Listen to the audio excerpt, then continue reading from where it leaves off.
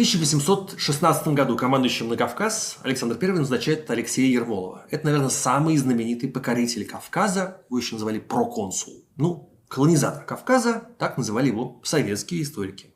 10 лет он правит Кавказом как царь. Последняя деталь о жизни Ермолова, которую наверняка надо упомянуть. Он никогда не женится, зато у него есть свой гарем. Ермолов приехал управлять Кавказом, когда ему всего 39 лет. Он неоднократно приказывает доставить ему понравившуюся девушку. Нам известно как минимум про 3 его наложниц, или временных жен из Дагестана. Их звали Сюйду, Тотай и Султанум. Про них мы знаем, потому что они родили Ермолову детей, которых он признал.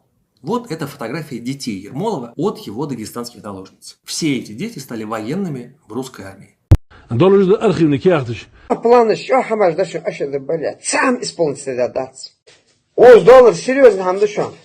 Я не знаю, может это и вахи тоже да замутили вот это все же повсюду распространено это.